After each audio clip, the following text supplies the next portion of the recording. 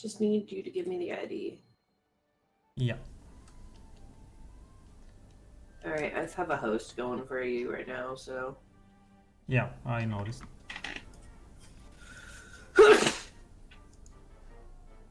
Bless you. Yep. Cool. I was just getting it all set up before, you know?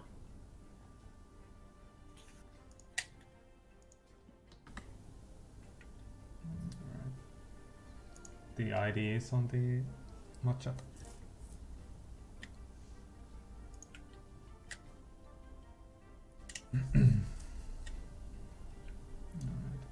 Pretty much ready.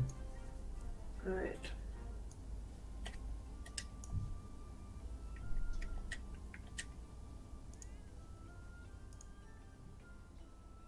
Just we need to...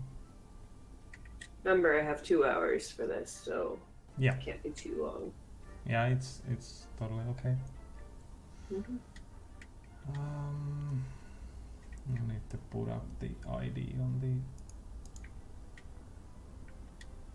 stream as well.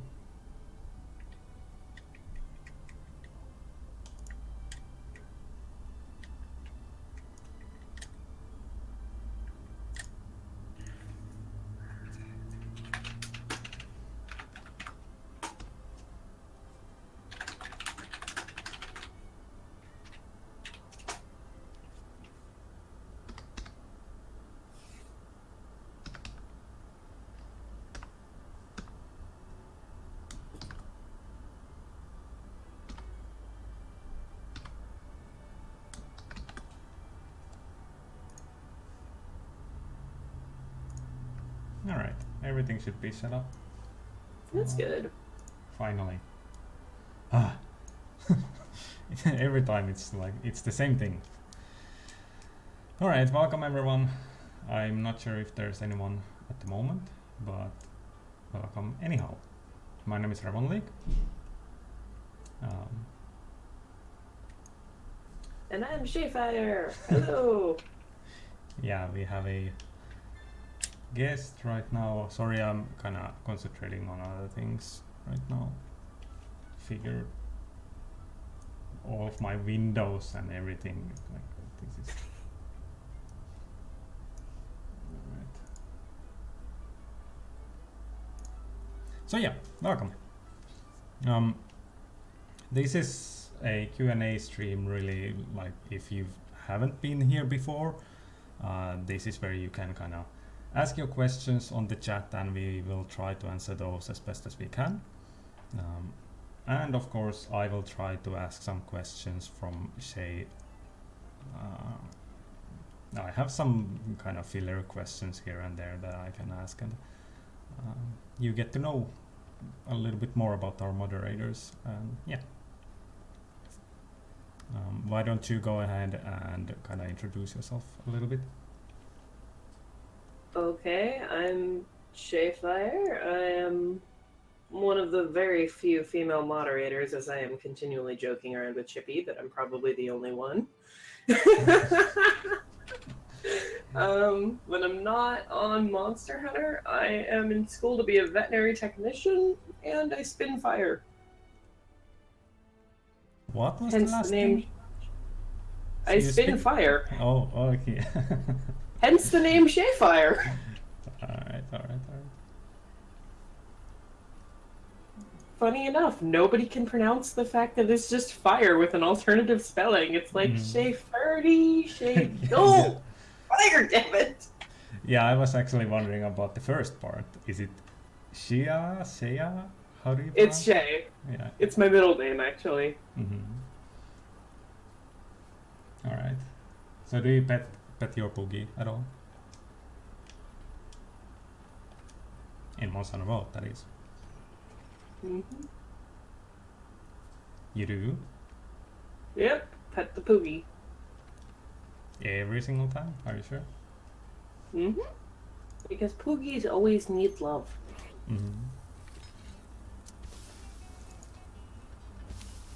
Alright, what are we supposed to hunt today? What do you want to hunt? I mean, I can hunt whatever. I've already done my weeklies. It's up to you if there's anything specific.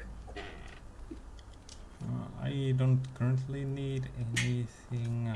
I have no idea, because I haven't been playing Mosana for like 3 days.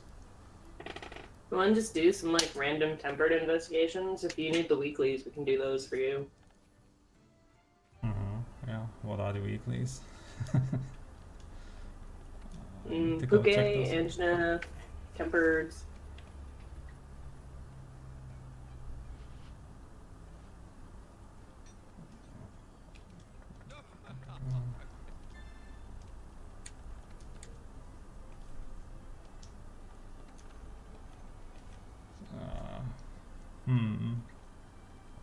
I guess we can do a couple of Angina first. Yeah. That sounds fine. Because I kind of bought Devil May Cry and the HD collection and Kingdom Hearts as well. I've been playing those instead. I have been playing Call of Duty with Chip and Kenny, and it's been really fun because I am apparently disastrously bad at the zombies mode. I'm getting better, but... Yeah. Is it the FPS part or just the zombie part? Probably a combination of both. It's just more like I went to get past a certain point and you just get overwhelmed by the horde, and I'm just like, guys, don't leave me behind. They all know what they're doing, so they're running to different areas, and I'm the one getting left behind. Alright. Do I have any Anginat investigations? I have one. It has Tempered Anginat and Tempered Diablos. That sounds good. Alright.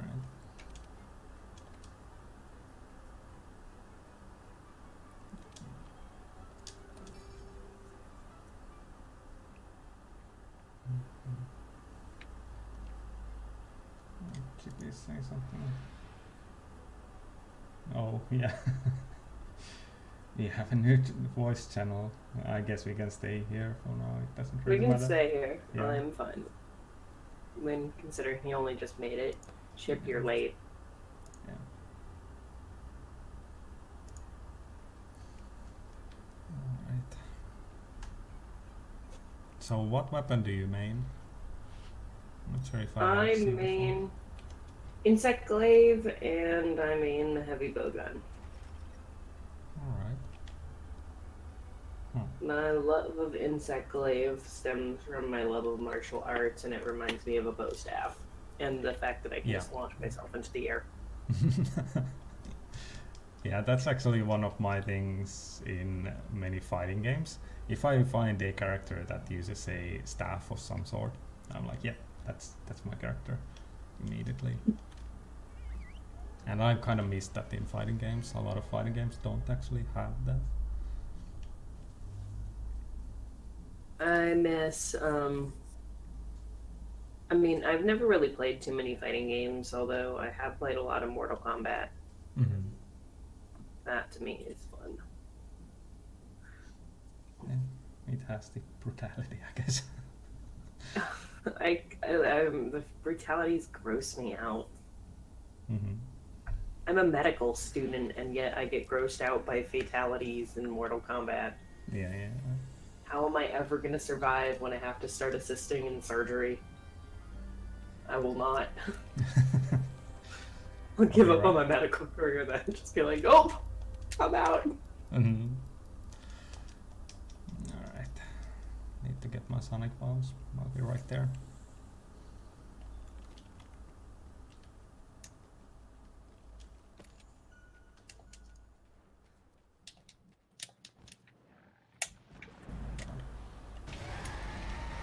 Yeah, Diablos.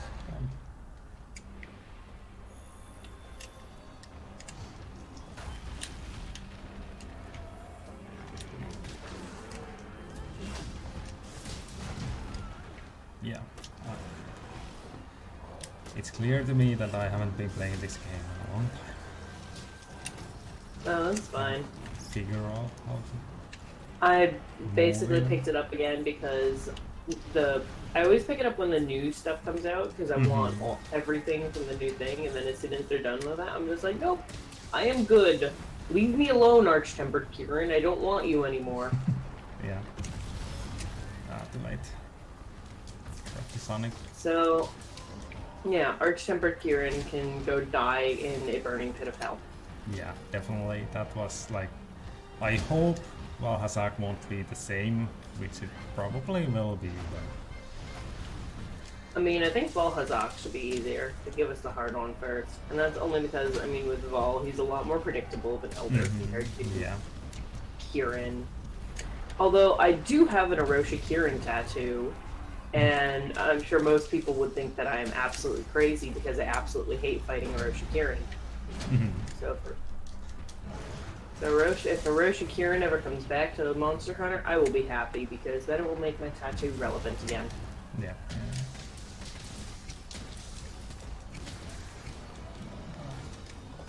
No. Why did I do that? I don't know.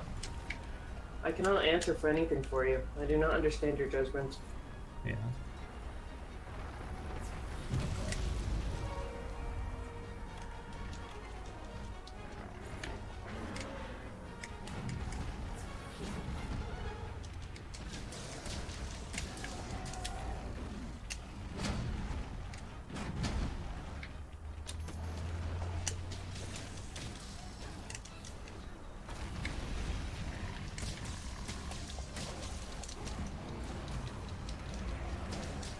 So how come the heavy bowgun is your second main?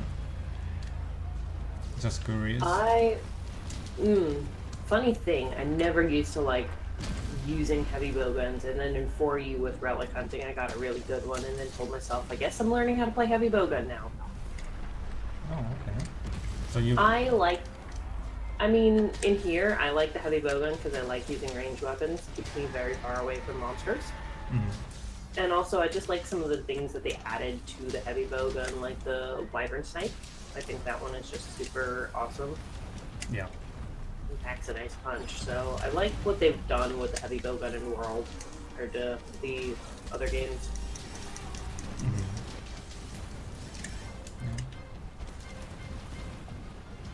It just was like a nice addition.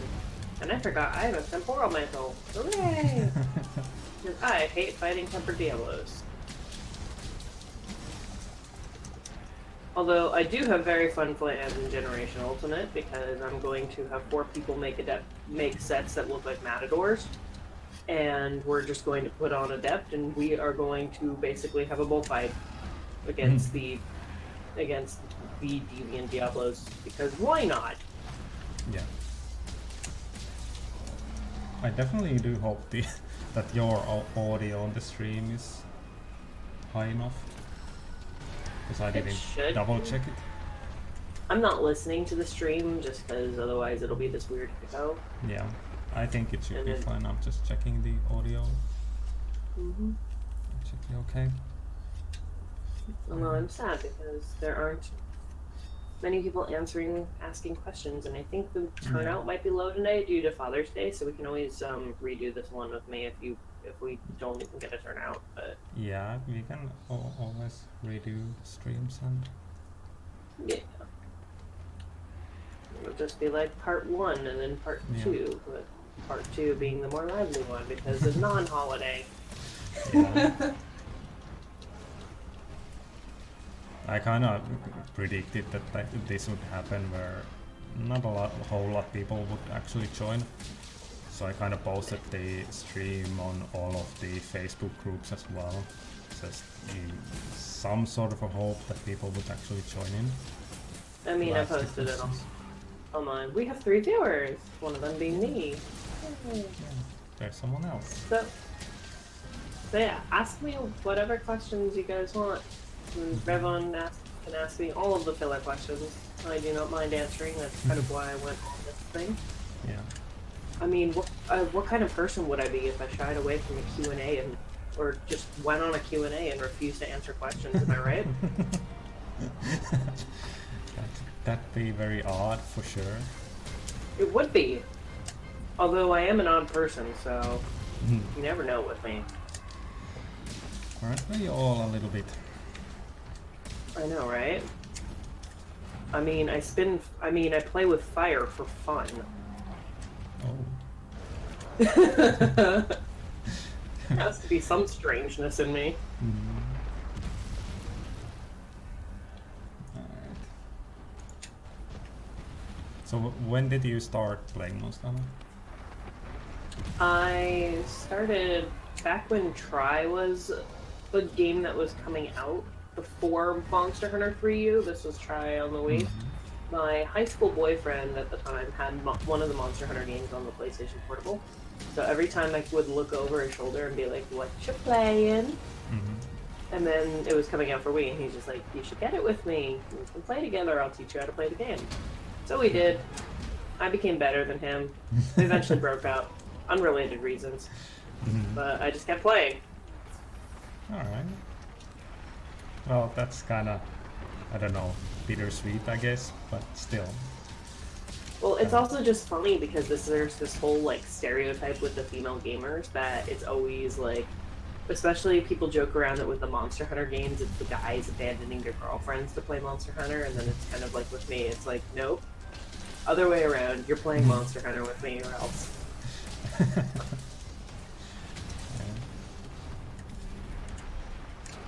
Well, it's a little bit different of a story for sure, because I hear a lot of people are like, I know for sure that Chippy was one of the persons that had very similar story with me, where their friends were like, yeah, I'll introduce you to this game, and kind of sprouted from that. It's funny because up until World, I had really no actual friends who were playing Monster Hunter with me. Mm-hmm. I did meet a couple people, like I have my own online community, and some of them I've actually met in person because we were just living in the same city. Yeah. But I met them through Monster Hunter. It wasn't having like real life friends who played Monster Hunter with me. Yeah. Although now with the fact that World is on much more mainstream consoles compared to just being exclusive to Nintendo, I'll see on people posting on like my Facebook, like, "Hey, who plays Monster Hunter World? Like, add me." And I'm just like, "Wait, Yeah. you guys are all playing Monster Hunter now? Where were you before this?" Yeah. It's odd, a little bit odd for sure. It is, but it's not that bad, honestly. 'Cause it's Yeah, nice having it's a people good thing, now. of course. People are playing Monster Hunter. Well, on my part, there was like, I think I had two IRL friends that played Monster Hunter, and both of them completely stopped playing after like the first game. So it was like I'm playing this game alone all of a sudden, and it was, That sucks. yeah. It's never fun to play games alone. That's why I've quit half the games I've played. It's just not playing with anyone. Mm-hmm.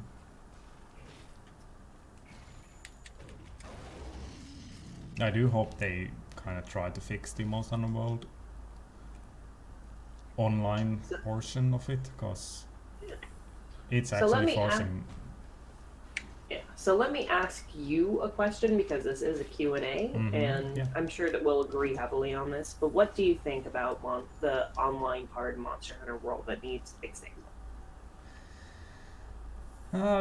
It's the overall, like, how do you meet up with other people and try to stay in contact with people that you find and hunt with. That's the thing that I would definitely want to update and change, because it's not working out at the moment. And how would you suggest fixing that? That's a tough one. I think, honestly, the earlier games did it way better, because it forced people to actually play in the hub, online hub. So I would probably say that the online hub needs to be a like static thing where people need to go and post the quests, because that way you can see your friends' characters and interact with them. And I'd also say probably change the text chat to be a lot more in your face, so to speak. Because at the And a moment, lot more like user friendly. yeah, because at the moment it's just even if you write something on it, people miss most of the things that people write in it. Unless it's a sticker. I think for me, that Astera should be made like the Gathering Hub because come on, you have like a 16-person city. Why not use it a bit? Yeah. And then that would just be cool. Like I would personally love to be able to sit around with my friends and actually eat a meal from the Meowscular chef all together. Yeah. And I think that it would be more social because you could even just go hang out in the city. Yeah, and you wouldn't need to have two separate parts altogether. Especially because one of the things that they focused on too was eliminating the loading screens and then just going into the Gathering Hub. Part of it, you have that loading screen again. And it's so a lot of people ridiculously long. So a lot of people tend to avoid that area just because they have that additional loading screen. Yeah. However, I think that I think for me the SOS system just made people a lot less social because you could now just kind of like silently drop into somebody else's quest for whatever you need and then just get out. Yeah.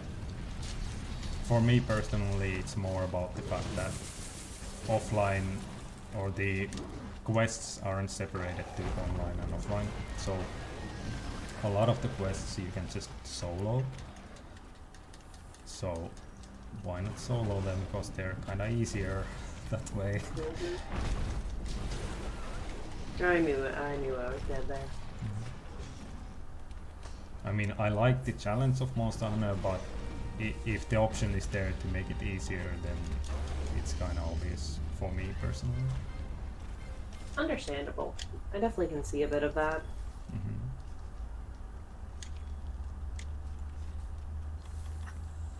I mean, for sure, a lot of people might actually kind of cross their eyes on the idea, but you know. Well, I mean, I remember it's basically like in terms of easiness, you either need like a solo or you need a team of 4 just because of the whole part break ratios and everything. So I think that something that might be a little bit messed up is just that the way that some of the monsters are scaled in terms of 2 and 3 player difficulty. Another thing I personally think needs to be fixed is the fact that like if a player leaves, you can't get another player to join, the player can't join back at all, it just has left the quest and then that spot is still continued to be filled. Yeah, that's actually true, yeah. I haven't actually noticed that even because I apparently play very little multiplayer. Oh, I noticed because I DC, yes. Because I went through periods of time where I was just DCing like crazy. And then I could not rejoin the quest. I came back and it just like left the quest. But then of course it's still left on like, or I personally throw up SOSs all the time. And I don't like to solo. And that's just because I'm much more of a social player. I play video games to have fun with people. Not because I want to be the best at this thing. So I'm always throwing up SOS, even on like little quests, because I'm just like, hey, come hunt with me. I want company. I'm lonely. And then it's just like, I've had a time where it's like someone left the quest, but then it's like the quest is still full. And so it's like I'm stuck permanently with 3 people. It's like, gee. And then it's like, gee, thanks. You know, I can't have anybody else join. Oh my god, I'm out of stamina. Oh, good, cats. Thank you. You got the Grimble kinds.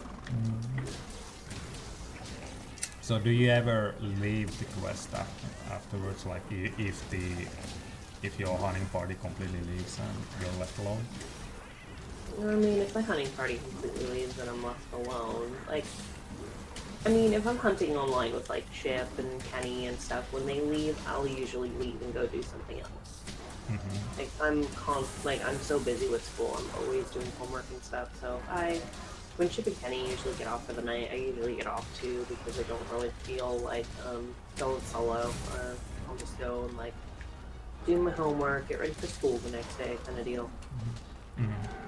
It's the downsides of being a very social player rather than a very hunt-minded player is that it's just a lot of the fun gets taken out of it once my friends aren't around. Yeah. So I guess the solution to this is I need more friends.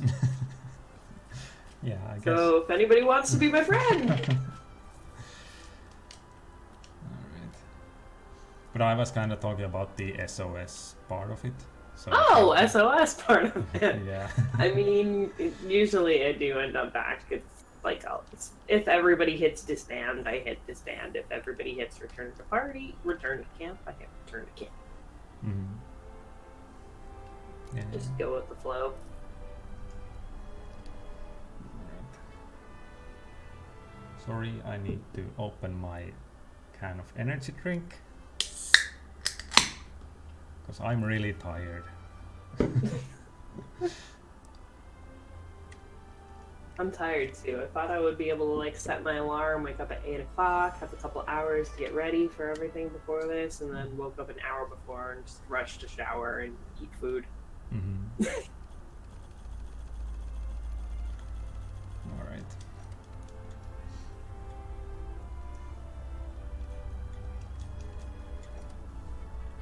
I didn't get anything good from that. I mean, I just got my gold crown smallest Diablos, so. Alright. Huzzah! Yeah. I actually asked about that a little bit from, I was in RX's Discord chat, and if you have the investigation where you have like a low level, like tier 1 or tier 2 monster on the left side of the investigation, does it actually affect on the gems that you get? Because you remember in 4U you had the Relic System. If you had like a low rank monster on the left, it depended on the relic that you would get, rather than even if the other monster was like a Elder Dragon or something. Yeah, if I remember. Yeah. Gotta love those 140 TOs. Yeah. Those were the fun times. Uh-huh. The bane of my existence. I love doing those. Literally, my first video on YouTube for Monster Hunter was a 3-minute carding montage to 140 TO. That's how bad it was. Alright. So are you still doing the montage video for Gold? Possibly. It depends on if I get enough clips. It's just like, if I randomly get enough, it's fine. I haven't been making videos as much just because of school and everything, and honestly, I've been focusing a lot more on like just being an active part of AdoptAHunter in my spare time, which is good because I mean, we've pretty much been putting on the events whenever the Q&A isn't up, and we're trying to get another one going for next week. So definitely taken a lot more time, but it's actually been more enjoyable. Yeah. Definitely. I don't know. Recently, like the past week or so, I've been really it's been really quiet on AdoptAHunter. What I've kind of looked at, like only thing that I see is the looking for group for PS4 is kind of Yeah, there. I'm that mod that doesn't matchmake as much, but I do answer assignments whenever I can. And then I usually just like will moderate all the chats and stuff, but I've also been working on I also did some outreach for AdoptAHunter with other servers. I've been working on getting the roulette events back because personally I think those are fun and enjoyable, and we should all be subjected to randomness. But so that's really what I do for AdoptAHunter, I guess. Yeah. How much did you do the pairing in the early stages of the AdoptAHunter? How much did I do the pairings? Yeah. Honestly, when in the early stages I was on the sheets all the time. I did a lot more matches before we started keeping a log of who did matches, because in my head it was just great, one more sheet of paperwork. But actually the real reason I stopped pairing as much was because the laptops that I use at my school cannot handle our spreadsheets. I've actually tried and it has practically crashed the laptop. So I've actually had to be on my break, be like, can someone else do this for me in terms of this assignments thing? I cannot actually access the laptop right now without the spreadsheets without making the computer explode. So I prefer not making computers explode. Yeah. Oh man. I remember when I was doing the pairings, it was, even for me, I have a powerful computer and everything, it's still just way too laggy for me. If somebody I know signs up, then, or like I see somebody in assignments who asks the question, then I'll usually go into the pairings and do things myself. But it's more so just a lot of like, when I do have time available, do I actually have the technology that can handle our spreadsheets available to me? And usually the answer is no. Because usually my free time now is I'm in class, bored out of my mind. Let me go and do something, and then the like 10, 15-year-old laptops that we have in the room attached to all the desks cannot handle the spreadsheets because, you know, they're at least 10 years old and just a lot of outdated technology. Like,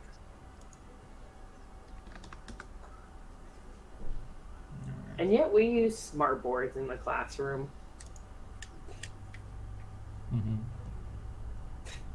Says something. Alright. Jean is joining the voice chat just to listen. Alright. It was really funny because I actually got one of my friends, he ended up signing up for AdoptAHunter on his own and reached out to me and was just like, hey, what do I need to do about this? So I told him, I'm just like, hey, once I have you on the spreadsheets, because I had to wait for Chippy to do like another merge with the server thing to load everything on the spreadsheets, then I had to just wait for that to happen. But I was like, I'll go ahead and find you a novice. And then Chippy ended up going on a matchmaking spree and he matched my friend. And I was like, no, I wanted to give him a match myself. But that's okay. It kind of made me sad because damn you, Chippy. But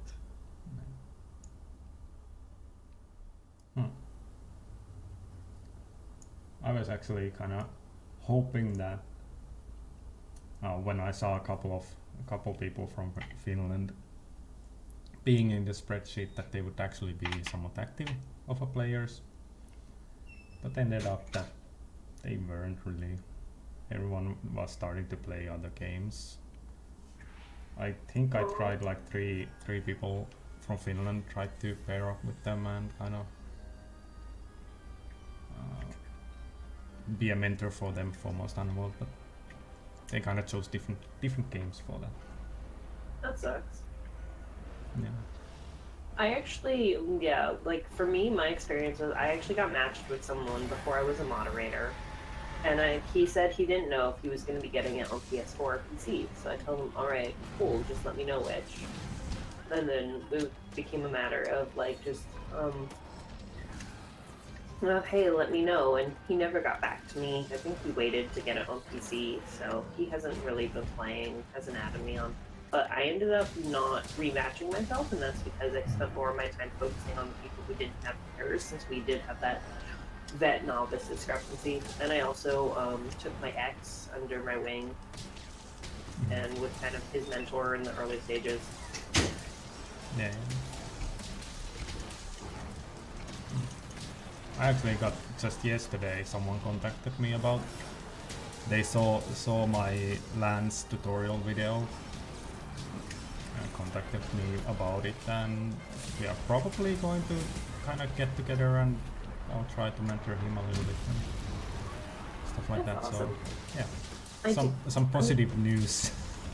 I do think that one of the really nice things about AdoptAHunter is, even if it's not within your own novice veteran matchmake, since we do still have such an active like server and looking for group, you can still find people to hunt with, and even so, you might end up learning things outside of what your novice or veteran, outside of what your vet can teach you. Yeah. For example, I consider myself a vet, but at the same time, I am extremely awful at gun lance. I dread getting gun lance every time the roulette wheel comes, and it's a gun lance because I just cannot play gun lance. Yeah. But another moderator, Rookie, was just like, "Girl, I'm teaching you how to gun lance." Yeah. And Rookie taught me a couple things for gunlance when we hunted together. So even though I considered myself to be of the veteran status, I still learned a few things from another vet. So you're really never too experienced to learn something from your other hunters. No, yeah, definitely. Like that's one of the biggest parts of how I kind of consider myself as well, because what I've noticed is, oh my god, I just died. We are gonna get destroyed, and it will be fun. So what I've noticed about myself is that I tend to kind of ignore if people are trying to teach me something. I go the route of defending my own points rather than accepting that I might be actually wrong. So what I've recently I've looked at that and kind of figured out that maybe I don't need to do that. And try and learn instead of just ignore people. Because there's always something for me to learn as well, even though I've been playing for 13 years. Hey, I mean, there's always something more that you can learn about yourself every day too, in terms of your attitude and accepting things, and just even just changing, just to be more accepting of new things that people are teaching you. Yep.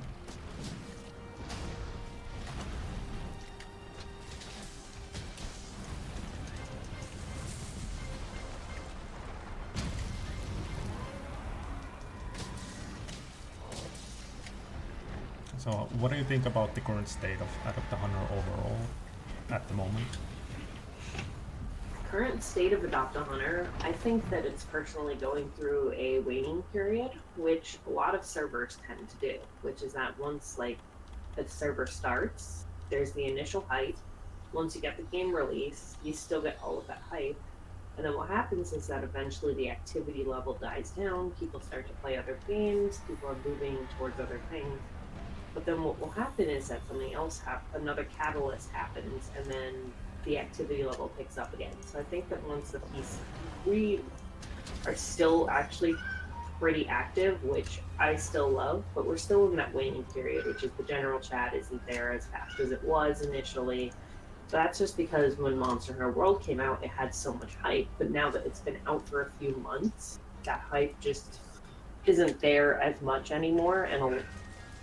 And so what I think is going to happen is that once the PC release comes out, once Generation Ultimate comes out, that our server is going to see a lot of people who aren't as active currently because they're on new things coming back, as well as seeing a whole influx of new people. Yeah.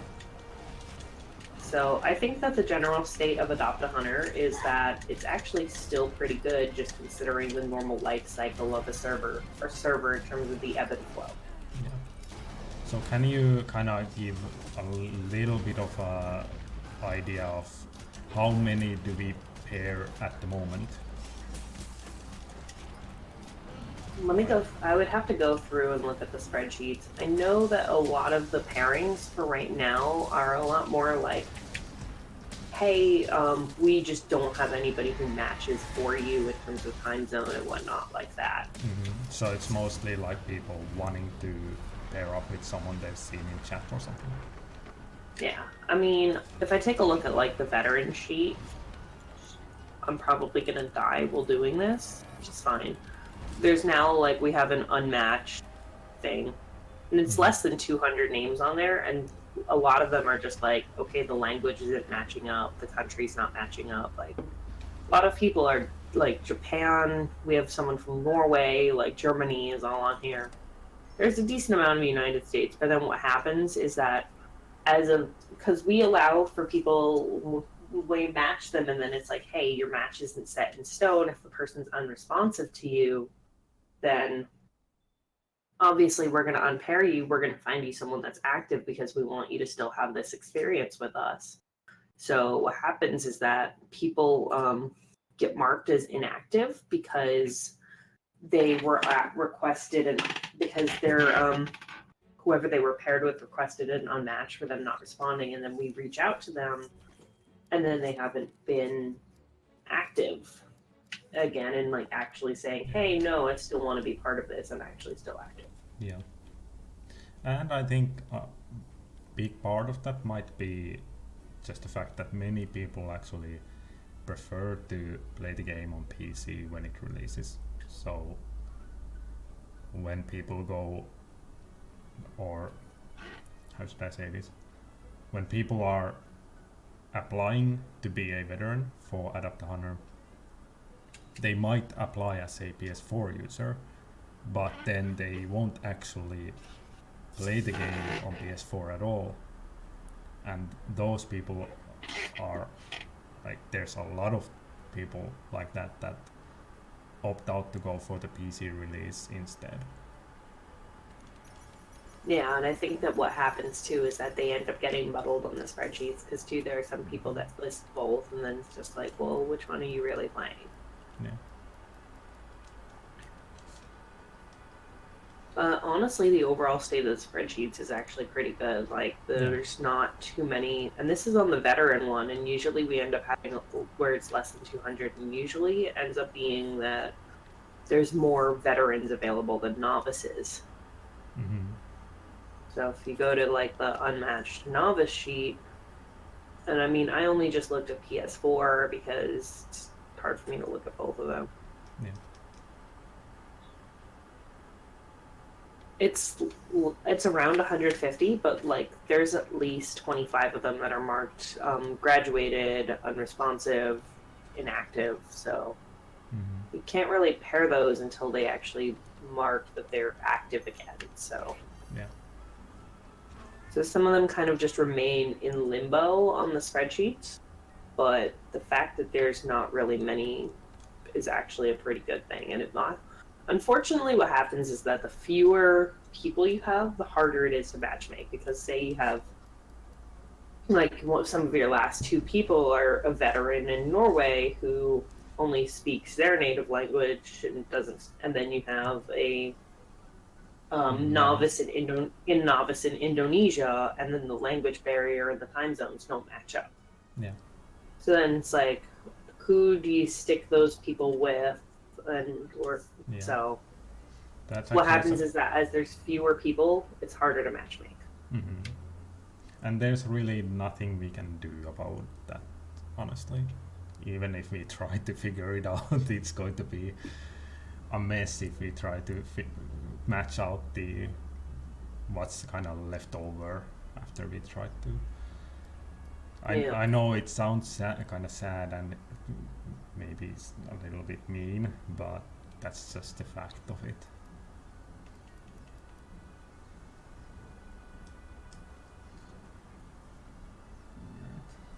And if you think about it too, the matchmakers aren't human. It's not like you're just being run through a machine and then somehow ending up with the perfect match.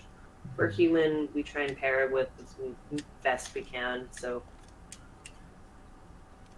Yep. So stop having such an adorable skin for your guilt for the camera. It's too cute.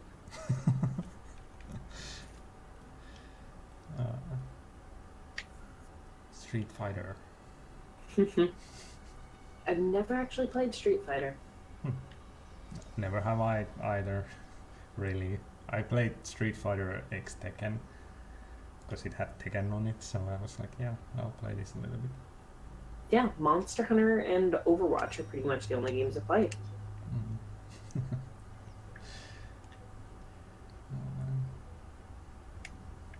So do you have a novice or a veteran? I had a my ex was kind of my novice, and then he He's novice, then yeah. Mm. I don't have a novice right now, so if anybody would like to be my novice, feel free. I teach insect glaive, I teach heavy bowgun. I just don't have one right now, and that's really just because the person that I had didn't work out, and I prefer to spend most of my time focusing on there's more veterans than novices, so let me try and help you get matches. Mm-hmm. Yeah, makes sense. Yeah. Wolf told me, it's okay, Emily. It's okay, Emily. You're allowed to be selfish. You can take on a novice for yourself. And I'm like, no, let me get these other veterans novices first.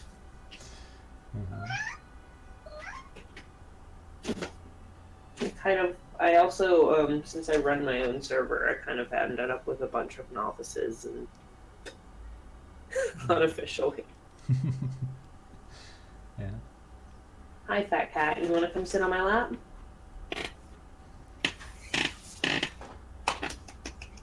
Really happy about my new novice because I asked him if it was possible that he would be able to use voice chat, and he answered that yeah, of course it's possible. I'm really happy about that fact, even though my English isn't like perfect, but I honestly feel like I can teach better through voice chat rather than kind of text people. I definitely feel as though voice chat has that advantage to that.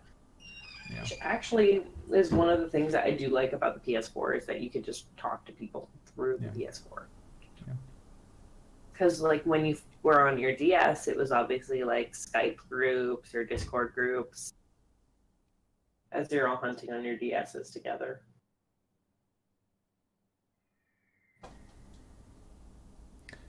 Which makes me wonder how we are going to handle the handheld.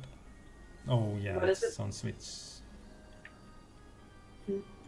I don't know much about voice for Switch, just because I don't have a Switch. I'll be getting one before Generations Ultimate, but I'm kind of waiting to see if, because you know how they have like that limited edition of the Rathalos PS4. Yeah. I'm curious about whether something like that is going to come out for Switch, so holding off until the last possible moment, basically. I have the money already. It's just I want the cool design Switch if they come out with one. Did you get the PS4 one? No. No. I didn't have a PS4, then I bought my PS4 used on Black Friday, and then I saw that they were coming out with it to the US afterwards. Damn it. Well, I'm actually glad that I didn't get it, because it's such a fingerprint magnet that I'm like, yeah, thank you, no.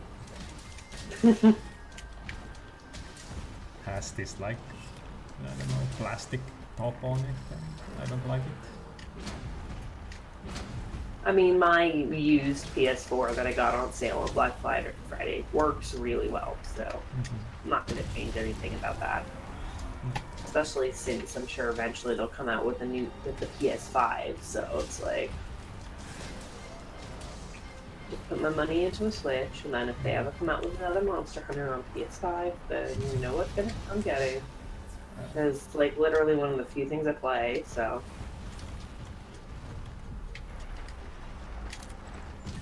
Oh my, what? Does anyone in the Twitch chat have any questions that they would like to ask? Yeah, please do ask your questions if you do have any. We are here to answer your questions mostly, because my questions are really just filler questions. And Jin, if you have any questions you'd like to ask, feel free to type it out either in the Twitch or in the moderator chat. We'll definitely get to them.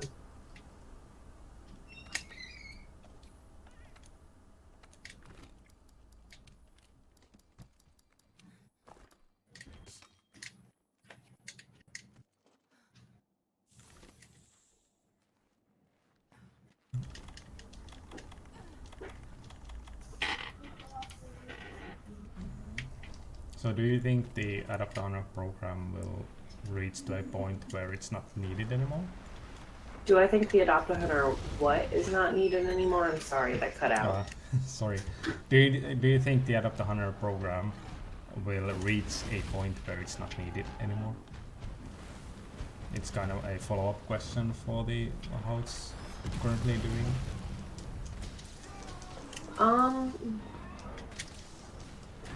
I think there may eventually come to a point with AdoptAHunter where it becomes like where we get a lot fewer novices than veterans on new series. However, I think one of the main reasons why AdoptAHunter was needed too was just because it went to more mainstream consoles, so the player base became a lot larger. However, in terms of AdoptAHunter not being needed, I'd say that the curriculum is always needed just because, again, you can teach people a lot of new stuff. In terms of the actual program of pairing mods, like novices and veterans, I feel as though there might come a time for future titles where the amount of veterans is just a lot larger than the amount of novices, and in that case, then what happens is it's not so much a matter of teaching curriculum. It still is, but it's more of a matter of, hey, let's see how many new people we can get to actually like this series instead. Yeah. And that's one of the things that kind of, I remember when AdoptAHunter became like a little bit bigger thing and people started pouring in. I remember one specific comment from, not sure who it was, but he specifically said that AdoptAHunter will become just a place for people to kind of gather up and hunt together rather than this kind of pairing up program. And that kind of stuck with me to this day, and I'm still kind of thinking about it constantly because it's a big deal to me personally. Personally, I think that pairing off will always be needed because you still want to always get those people who are going to join some outside help. But obviously, as you see in AdoptAHunter, as we move through the series, you're seeing a lot of those blue names and yellow names turn to the purple names because they're not purple. I mean, whatever color is it purple? I don't know. I know Chippy's purple as an admin. It is like it's a pinkish purple. Yeah. But basically, what's happening is that as people are getting more people are graduating through the program, so more people are having the different colors. Just simple, hey, we're not a veteran or novice, we're a. However, what I wonder is whether when Switch Ultimate comes out, if any of those novices who were okay for World but are going to be playing Generations Ultimate are now suddenly like, hey, this is a new platform. I might want to go back to being a novice again just because somebody who has more experience with, I guess, more of like the classic Monster Hunter. Yeah. Even though, come on, Styles, it's not really classic Monster Hunter. It is a way, it's just Monster Hunter on acid because it's a lot more flashy. Yeah. But it's There's a lot of mechanics that are still very classic. Yeah, but in terms of like how many of the purple names might be like, hey, I'm going back to a vet because of this game, or I'm going back to being a novice. Or whether we'll just be taking in new vets and new novices. So again, if anyone have any questions for us, please do write them on the chat and we'll try to answer those. I do notice the viewer count kind of jumping up and down, and kind of need to remind people that we are here to answer your questions.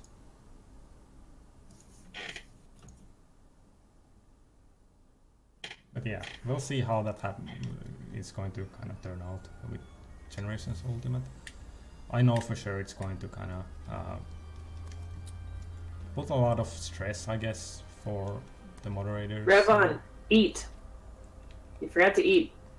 I'm looking at your HP on the stream. Eat food. Don't starve yourself. Oh my god. I was just thinking about it. I was like, yeah, I'll post this quest and I'll eat. And then I forget. Make sure you eat.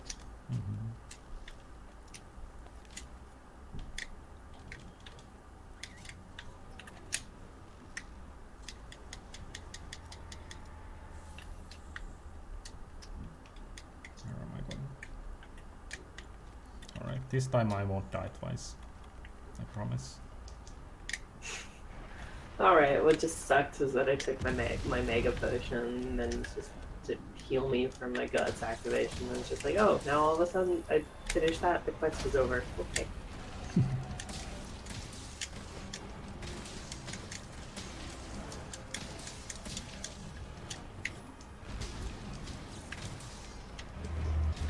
don't know. I think the fact that I was doing evade lancing last time I was playing, it kinda messed me up. Because now I'm constantly evading instead of guarding. I have never learned how to evade lance, so who knows? I'm a novice in that aspect, and you're always welcome to teach me that. Maybe someday. Again, Who knows? I feel as though even the vets are novices themselves, and that's just because you're definitely going to find somebody who can teach you something, especially since when we ask you to sign up, we've only put a certain amount of weapons there, so you might be a complete novice in one weapon, and then you might find another veteran who teaches you that particular weapon, so you can be a better hunter yourself, even though there's always little new mechanics and everything. I'll be honest, something really silly happened to me the other day where I did not even know that you could actually pick which monster your scout fly is focused on when you opened up the world map, and I had to learn that the other day, and I felt like an idiot. Yeah. And of course, I'm joking around like I'm a Monster Hunter veteran, and I didn't even know this one little simple thing. Yeah. But I never had an attitude of like it was more just that. I know, it was more just like, man, I feel like such an idiot, and I was just ragging on myself for fun. I mean, I'm glad that the Monster Hunter community is the way that it is. Even if you are kinda,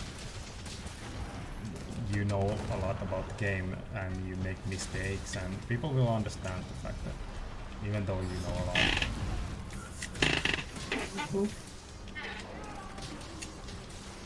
It's not that big of a deal overall. No, it's not. And I mean, we're all just here to support each other.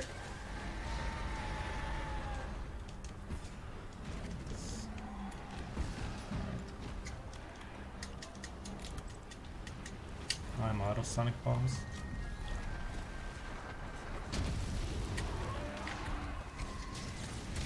That's fine. We'll just make sure this Diablos is out of its life soon. Yeah. That's how we deal with the out of Sonic. Or Revon can be out of his life. That's fine as well. We have options. Oh, I want to die. Well, I just died, but... You shouldn't die because I haven't learned how to raise the dead yet. So I have not acquired the powers of a necromancer, therefore none of my friends should die yet. Because I have no way of ensuring their survival. Oh my god, this is going so well. Maybe we should try and not do Diablos. One of the It's reasons not why even needed for the weekly. It's just... yeah, it's the bouquet that's on the, the investigation. I haven't eaten. What am I doing? Okay. Yeah, we can do 2 bouquets that don't have Diablos. Because I thought I had changed my equipment to the one that had guard, so I could actually guard towards. And now you were you were evade lancing still. Yeah. Oh well. Here, for everybody. Officer. Let's do this. Don't die. No, I needed to heal you. Oh my god. This is not going well. It's going fine. As long as this one dies, I think we can handle Bouquet.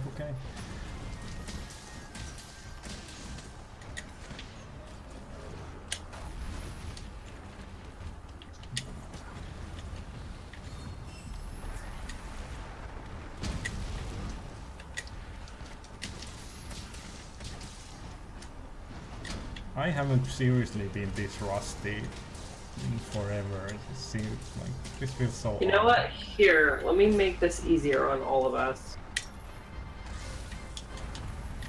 Yes, destroy the trap. That's good job. Yep. Yeah, let's destroy traps. Hooray! I tried to be helpful. Alright.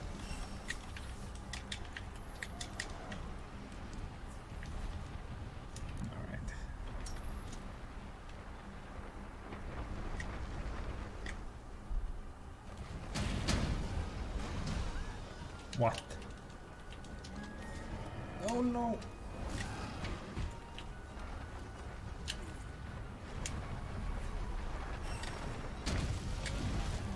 Alright, please die. Thank you. Oh my. There we go. Almost one as of my hard as Kieran. So one of my favorite moments ever was I'm with some friends and we're humming double Rajang in 4U 140s.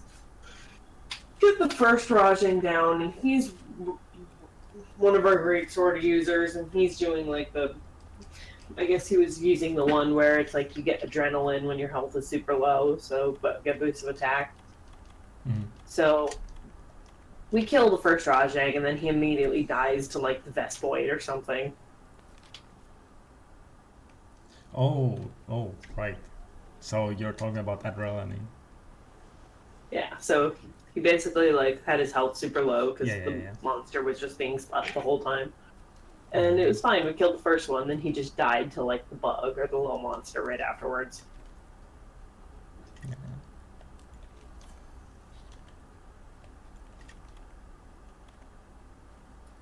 That's one of the things in, I think, Moson Try was one of the best games to use adrenaline. I can't pronounce the thing. Damn stupid skill. Hi, do you want to come sit on my lap? Where, fat cat?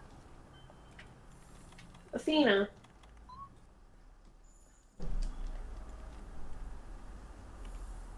I'm a crazy cat lady. Alright, where is this book again? It's right there. Right around the corner. Now let's die. Let's not. Let's not and say we did. Watch me. So how did you end up as a moderator for AdoptAHunter? So when Wolf, I've been in the server for a little while, was kind of just enjoying talking to people, and I threw in an application when Wolf needed new moderators because I actually have a lot of experience in online moderation. So, and I love Monster Hunter enough to where I'm kind of like, hey, if I can help this community, then I'm going to. Yeah. So I threw in an application, and I guess there was something on my application that they liked because all like a week or two later, it's just like, hey, welcome to the Princess Delta Sun. Hey, welcome new moderators. Okay, cool. I can't even remember who else became a moderator at the same time as me. I think Pocky was promoted at the same time as me. Oh, I can't even remember, like, in terms of like because you know how moderators are usually taken in groups of 3 or 4 at a time. Yeah, I can't remember who the other people were, but it feels like out of my original group of like who when we became moderators, it honestly feels like I'm the only active one from that group. Yeah. Currently, because we've a lot of moderators, as you know, have come and gone, or like some are showing that they're online, and then it's like you don't really see them saying much. Yeah. No, I was joking around with Chip that I'm the only active female moderator, and it's just like, rest in peace, Millie, wherever you are. Yeah.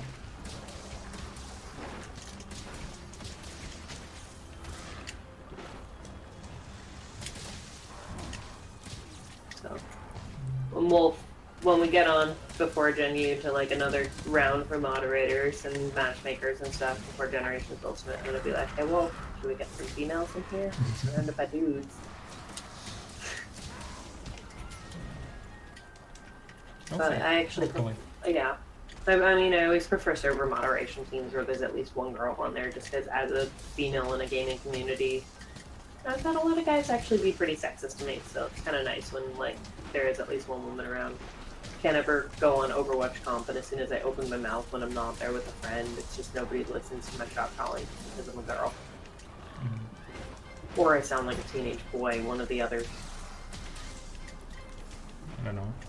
I haven't honestly gotten too deep into the whole discussion about female gamers and stuff. I always kind of skip over that every single time I see it on anywhere, really. We're here. We exist. Yeah. That's my kind of people are nice. People treat us badly. There's just the two parallels. That's really it, you know. I don't dwell on the fact that I'm a female gamer. It's just, hey, I game, I'm a girl, whatever. Oh, yes. You know, that's how I joined as well. Joined when the server really needed matchmakers. Yeah. Because I don't remember, like, I think you've been longer here than I have, but I might be completely wrong about that. I think, Revon, I think that you were a moderator, and then you were a moderator before World came out, right? Yeah. Yep. So you were a moderator, then I became a moderator, because I was already a moderator and matchmaker when Jin came on, so... Okay.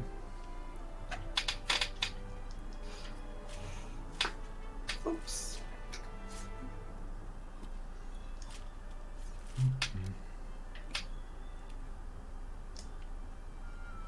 It's hard to keep track of people that join in and other people leave and whatever. Yeah. So we've been streaming for an hour and 8 minutes for now. We can do a couple rounds still and yeah, I mean, I have about 50 minutes before I have to like cut off the stream and then head to work. So yeah, I mean, I don't want to kind of you know, I want to give you time as well to prepare to go to work and whatever. I mean, I work an hour after I plan on cutting the stream, and it takes me 15 minutes to get to work. So even still, like, I have this all planned out in my head of the time that I need because I do this all the time. All right.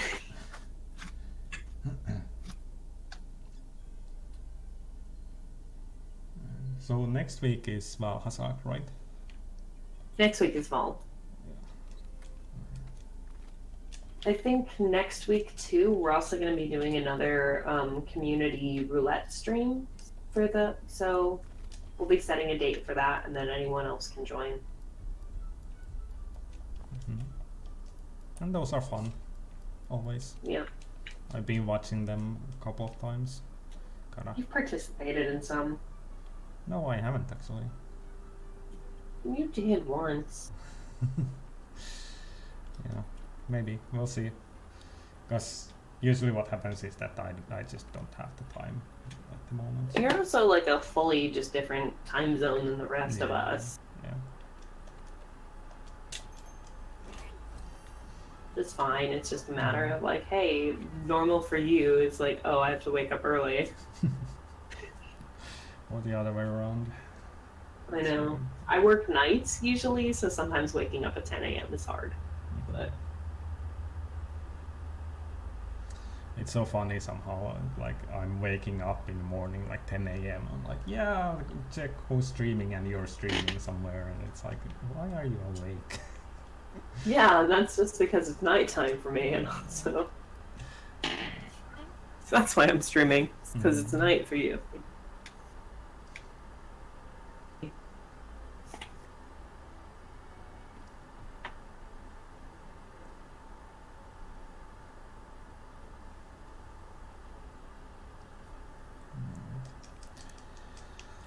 Alright, 1k down. Mm-hmm. What to do next? Let me see if I have any tempered quests that aren't that are Puke or Anjanath that aren't.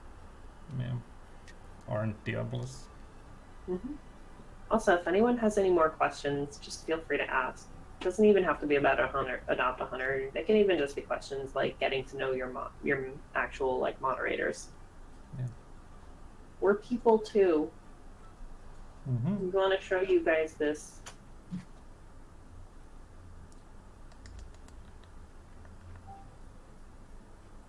Did you post a quest? No. Okay. I'll wait if you have any quests to post. I have no tempereds that have a Puke or an Anjanath. Okay, I'll check if I have anything.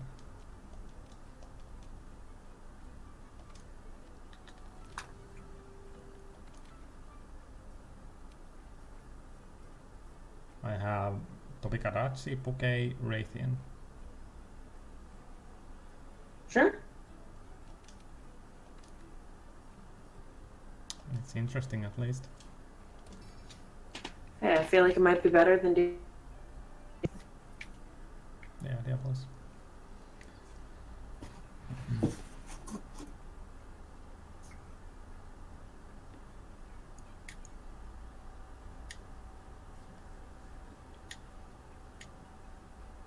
So how do you feel about the overall update cycle of Monster World? I'm nervous for Behemoth. That's mostly Oh just yeah, because that's coming up. I completely forgot about that. Oh. the fact that like I'm just okay. Hey. Thank you for being scared of a box cat. What happened? I have like my computer box. It's for that way when it moves, and then she gets really scared, trying to like claw on it, and then it's just like the box felt scared of it and spooked and ran away. It's just like, okay, cat. Thank you for being strange.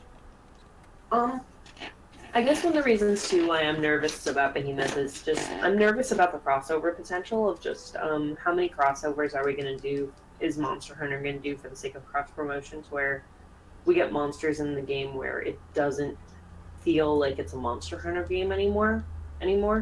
So I feel like it's just a potential for a slippery slope. However, I am open-minded enough to try it out and see how it goes. But I guess that's just the pressing concern that's in the back of my head. Mm-hmm. Yeah, that's completely understandable. For sure. At least, like, with honestly, like, I think it's completely fine. And even if they have something... At least with Behemoth, he looked fit in the world of Monster Hunter on his own. Mm-hmm. Yeah. Rather than something else where it's just like, you're only doing this because of the crossover, rather than this thing does not make sense in Monster Hunter. Yeah. I guess that part is a little bit like, we've discussed this before, but the whole skeleton thing, like that fits because it's a Sinogre skeleton. It uses that, so the animations most likely will be similar to Sinogre. But for sure the fact that there's suddenly this crystal that pops up somewhere and then it's like this whole new universe in Monster Hunter, that part I kind of understand that it doesn't fit at all. Although I'm hopeful that we get more Monster Hunter monsters and more maps. I would like that. Yeah. I mean, it's interesting. It's interesting world compared to other Monster Hunter titles, because in other Monster Hunter titles, you have all the monsters from the start. And then your DLC is usually just an armor set, this quest, but like you have all the monsters there, and then the expansion is just an entirely new game entirely. But then with World, you're getting not as many maps, not as many monsters at the start, and it's just been like slow introduction. So it's just like, I'm just, I guess, waiting for them to give us a title update where it's more than just one monster at a time and waiting like a month or a couple in between. Okay. Because what I feel like Monster Hunter World is suffering from is that you're getting that one release of that one new monster, but then people are getting bored with it once they've already beaten that monster and made everything from the thing. So I think that people just need like a whole bunch of content coming out all at once, rather than like the slow introduction of this and then the single monsters and whatnot. Yeah, I can understand that completely. Because, like, take the Lunastra update. I've already, like, made a game to hunt Lunastra, get the Lunastra weapons, get the monster set, and then it's like, well, are they still playing Monster Hunter now that they now have everything from this new monster, or are they going back to playing other games? Yeah. Like for example, I haven't fought Lunastra after I got the lance from her. I don't need to fight against her anymore. And of course the armor set. But yeah. Of course, if I ever do decide to start playing with some other weapons, I might use or make the weapon from it, but a lot of the weapons that currently are available, there's just different weapons that you could use instead of the Lunastra weapons, so like for example, I do use Greatsword right now, but I don't need to make the Lunastra Greatsword at all, because it's not that good. Knowing me, I'm just gonna end up with every weapon. And yeah, at some point, of course. Why not? Yeah. Just why not? I mean, that's part of being a Monster Hunter, is just to make things. So you're kind of skipping out if you're not actually making anything. Out of curiosity, are we all on different monsters? No, Jin is here. Okay, because I'm on Toby. Okay.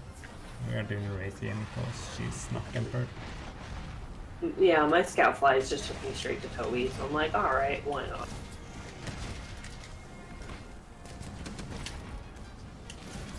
This is some very well coordinated Monster Hunter right here. Hey, I used to have a friend in Generations where when we were crown hunting, we'd do the quest for like double Ludroth, and 3 of us would be on one Ludroth, he'd be on the other one, and he'd still kill it faster than the 3 of us could kill Ludroth. Yeah. It's just like, stop being so good at this game, Lemon.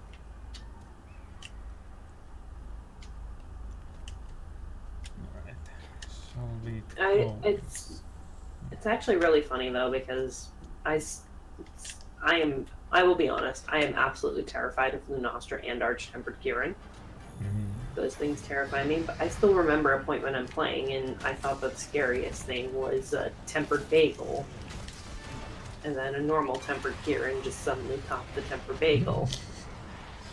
Yeah. But it's really funny because after facing Arch-Tempered Kieran, I'm taking on Tempered Bagels and I'm like, I can handle anything, guys. Yeah.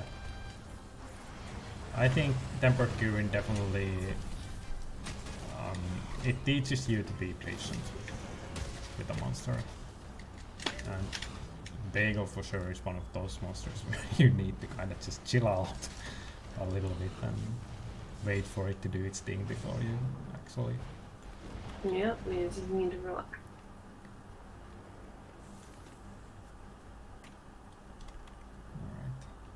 Alright. Raytheon is going to sleep. I am still kind of happy though that Devil Joe, that in a fight between a Bagel and Devil Joe, there is no winner. Yeah. And they kind of just both equally wreck each other, because that just makes me super happy. Because it's like, oh, hello. They're always like, who will win the Tarf War, Devil Joe or Bagel? And it's like, hey, they both just beat up on each other. Oh, it's a one thing. Is this really a one thing? If I had known, I would not have gone and like done it solo on my own. Yeah, I didn't figure it out either. Oh, we're both smart. Mm-hmm. Oh my god. Have you seen the Reddit post? I'm not sure. Do you hang around Reddit, subreddit, Masana, a lot? I don't hang out around Reddit, although I did make a Reddit just to respond, and then I forgot to respond. So now I should go respond, and then knowing me, I'm gonna forget to respond again. Mm. Yeah. But in Masana subreddit, there was someone made like a really good art piece where there was a Rajang against Dojo, and it was like the turf war that he showed in there. It was really nice looking. Oh, And by it the makes way, you I'm hope. back. By the way, I am back in Astera accidentally, so just let me know when the quest is up. And that's my fault because I made it. that's fine, because people were on disband, and then... Yeah. But I saw that Reddit post about AdoptAHunter. My response to that one is that about somebody having a bad experience with AdoptAHunter is the fact that we have over 5,000 people in the Discord.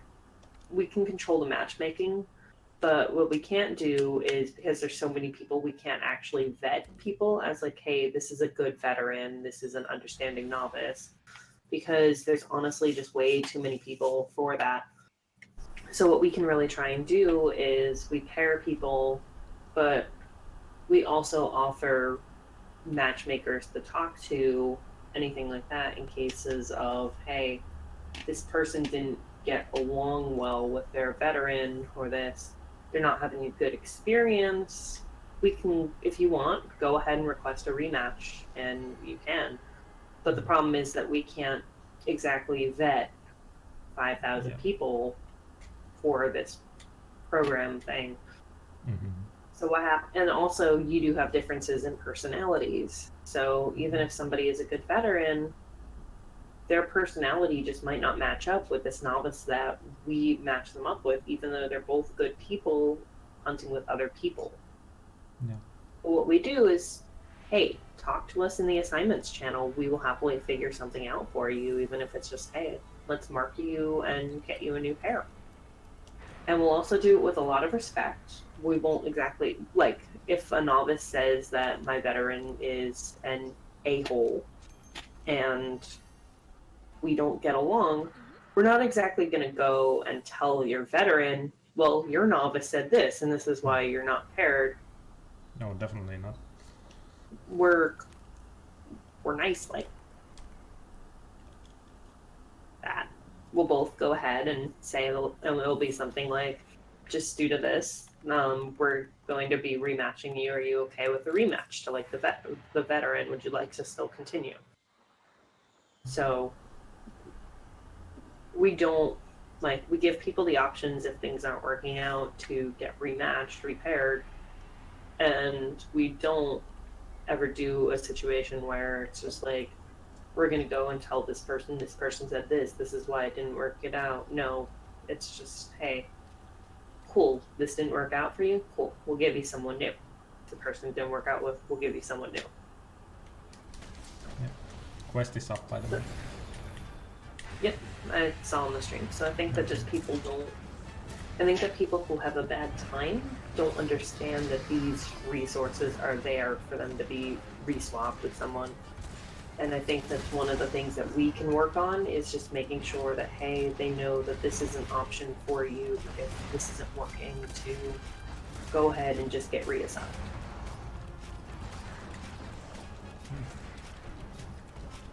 I did try to kind of explain to them about the situation that we had, and you kind of summed it up pretty well there.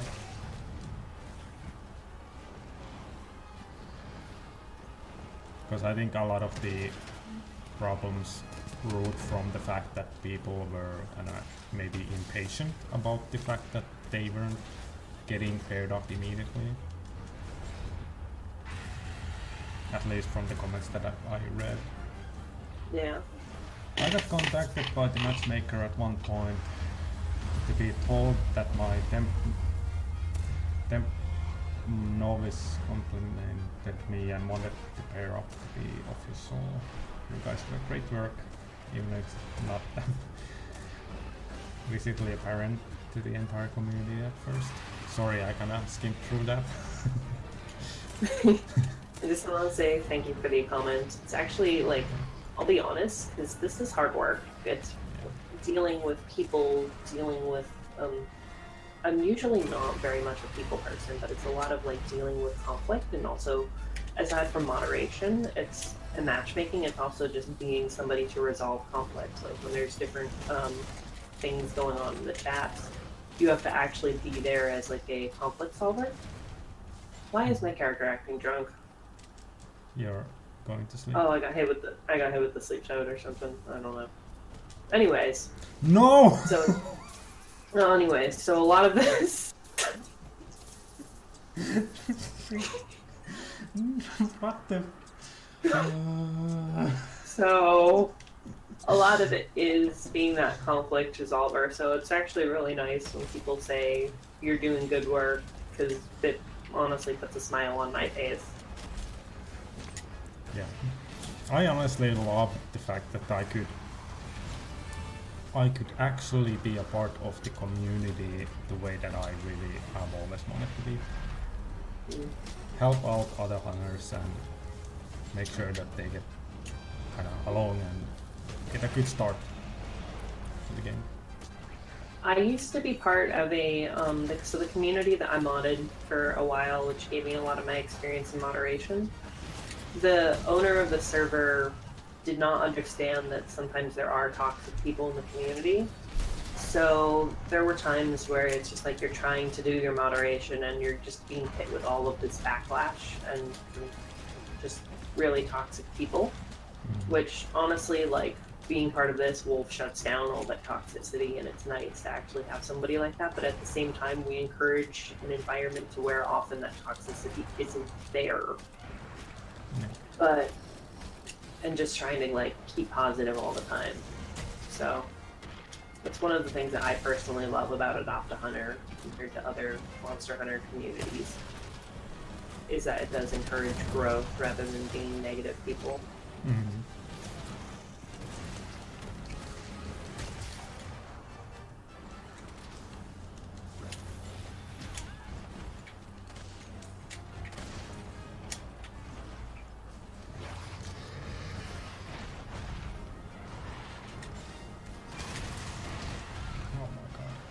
I need to not die this time.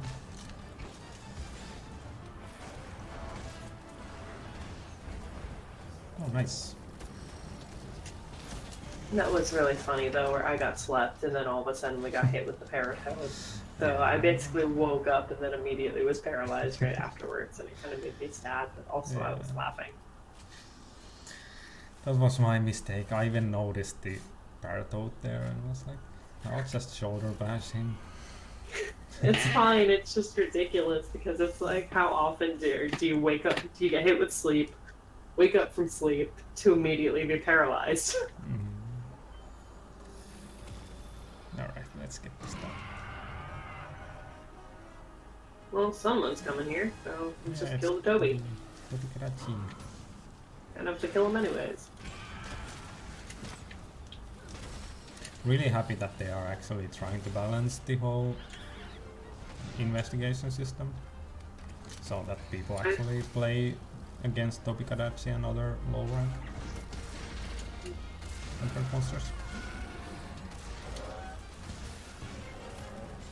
Honestly, I love investigations where it's like where you get a mix of the monsters, because I love doing more of the group tempers rather than focusing on, like, hey, this quest only has one. Yeah. So it's nice that it's just like, hey, cool, I would love for investigations where, imagine if it's like a Tobikadachi and then a Devil Joe. Yeah. Although Devil Joe terrifies me. But it's just that balance of like, hey, you're still having to fight against the weaker one because it's in this quest that's extremely rewarding. Yeah.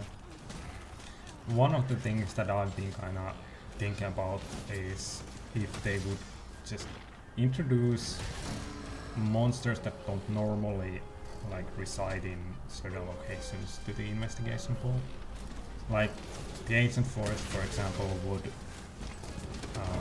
complement Radovan very well. It doesn't Now, really... is it? Oh, it's just asleep. For some reason I hit it and it didn't wake up. I'm just now trying to picture Radovan rolling along through the forest. Yeah. It's really hard to picture because I can just imagine him tripping in a bunch of vines. Yeah, I guess. I don't know. I mean, there are no real,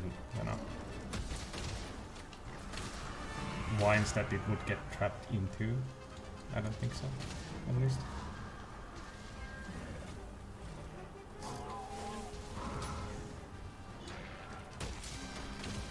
Oh, and Puke is here too. Cool, it's a party!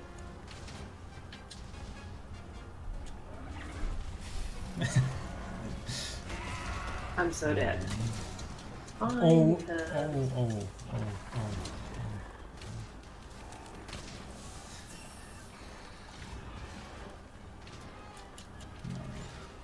I always just get really nervous because I have accidentally woken up monsters before. And then it's just like, no, please don't let me make this mistake. Alright. And both of them, of course, leaving to the same area. Nice. Very nice. Hey, works out. I don't think so. It's a bad thing for us with one feint.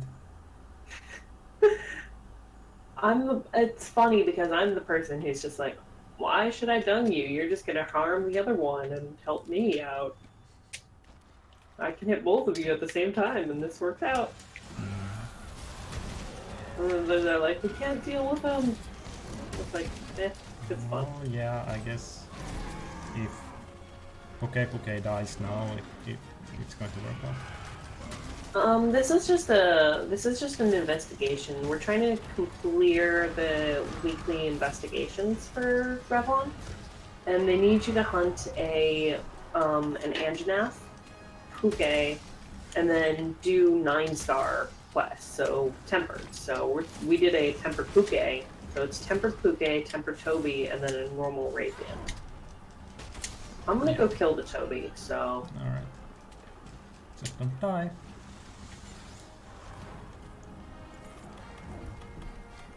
Not that I'm expecting you to die, but...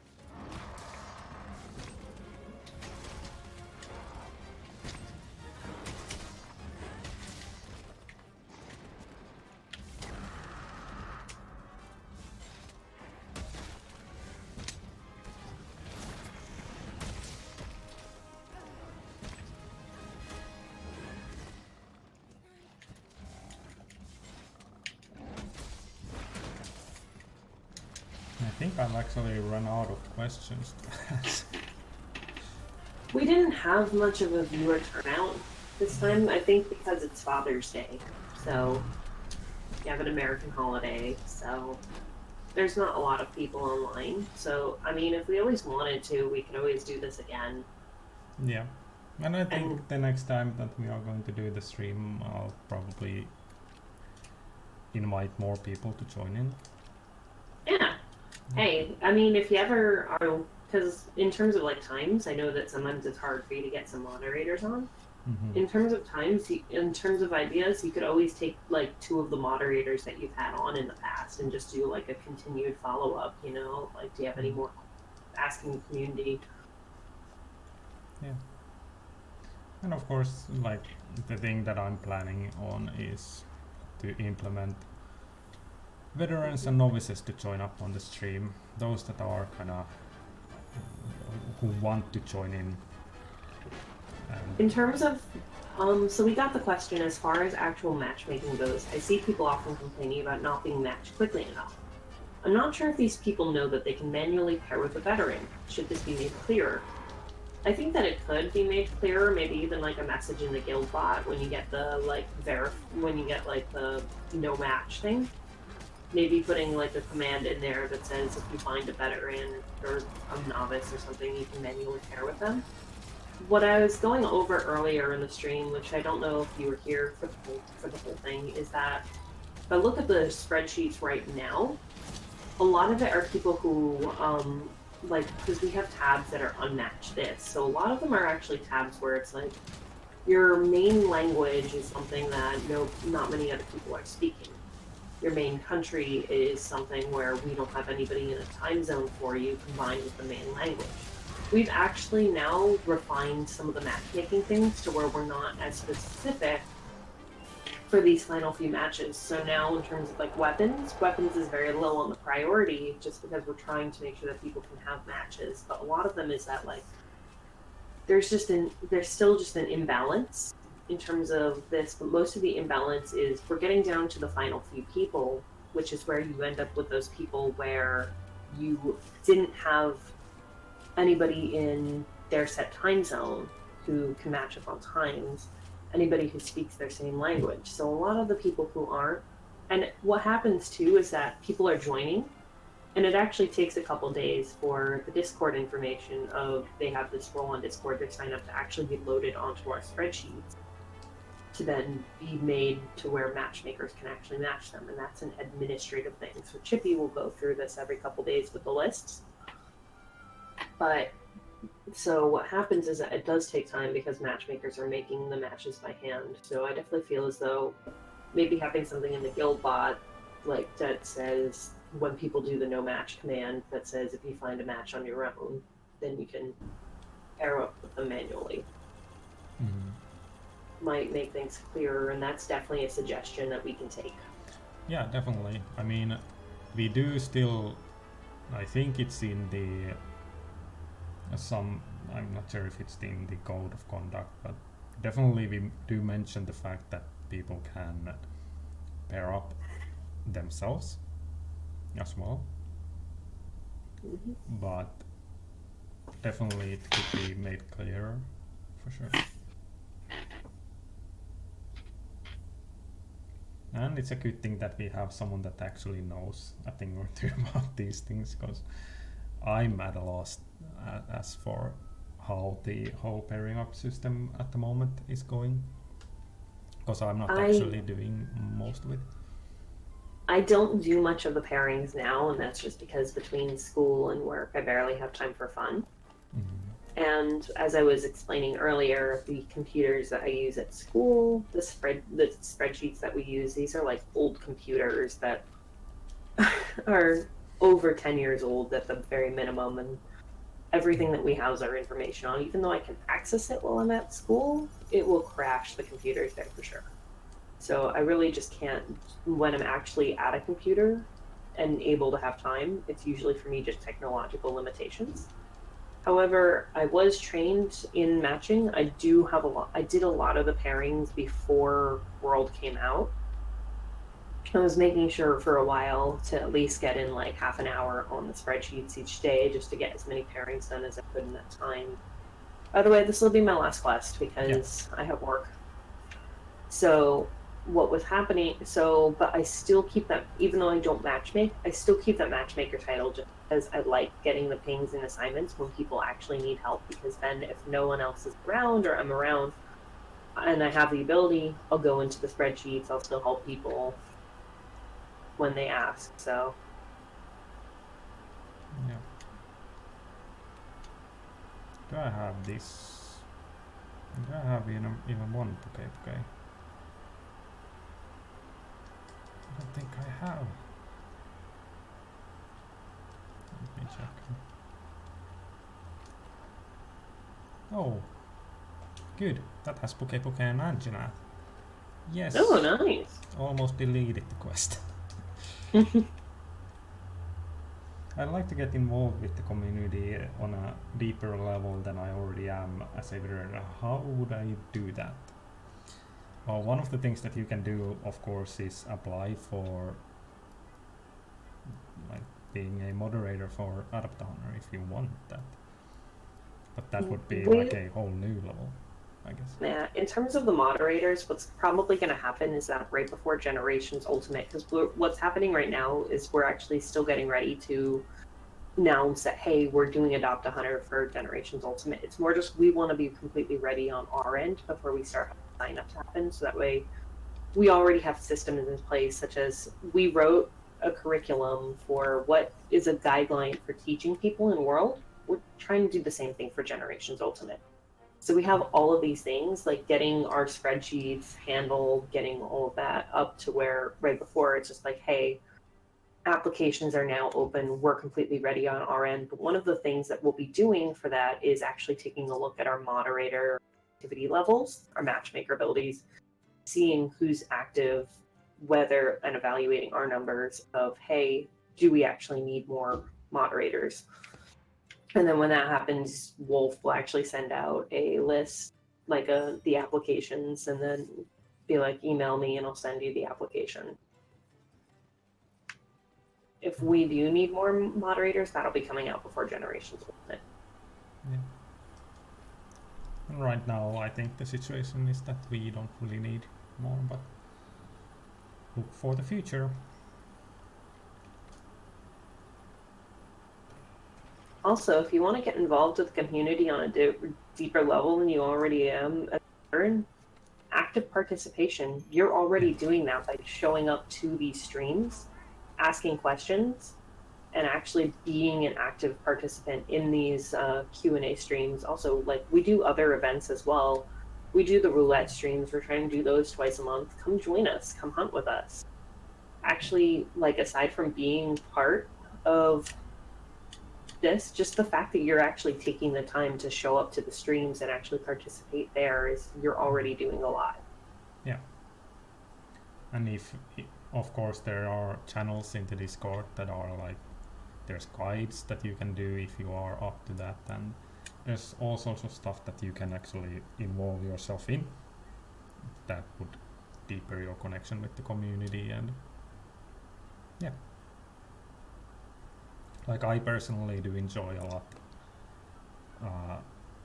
making guides and making sure that people actually get the information that they need about Most Underworld. And that's my way of kind of trying to get myself involved with the community a little bit more.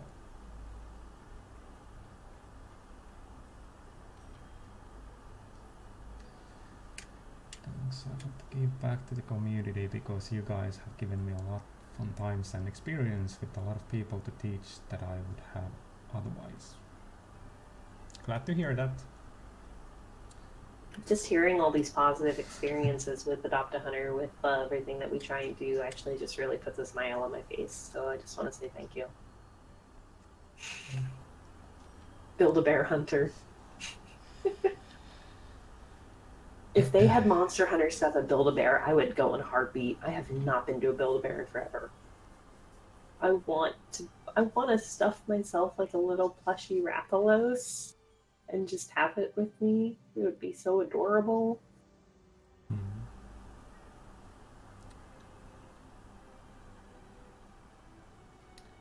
There is the Sleep Hammer though, which is a teddy bear.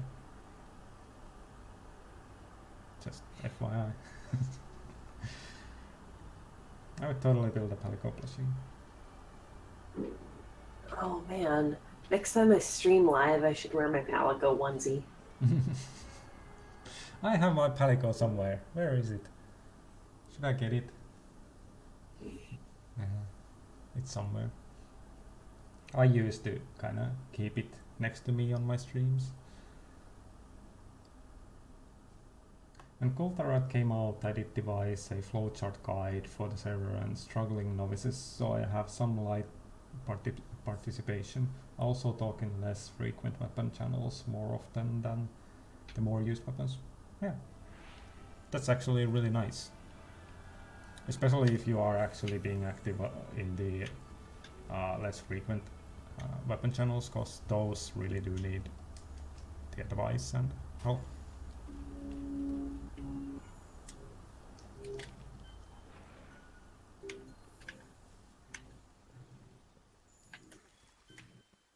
I sort of usually joke around, has anybody ever seen that meme where the Lion King and it's just like everything that the light touches is this, and then it's like the shadow place. It's just like, don't ever go there.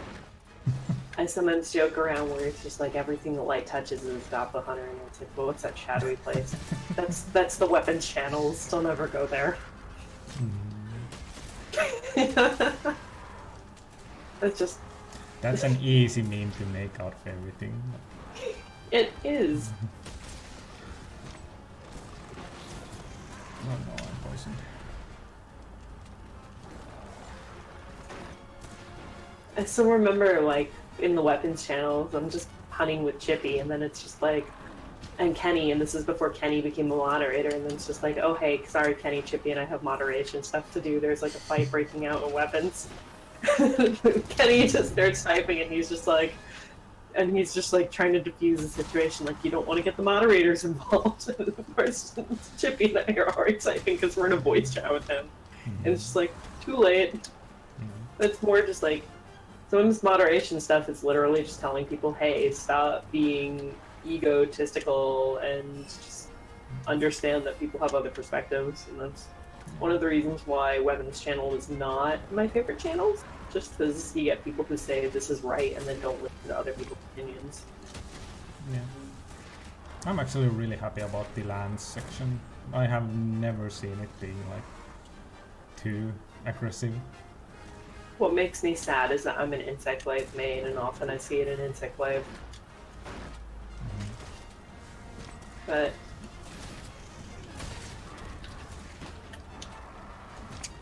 yeah. For me personally, my moderating is mostly just me posting eyes. Because I'm like, I see something like building up tension and people are starting to act aggressively, and I'm just watching. That's all I need to do, and people calm down.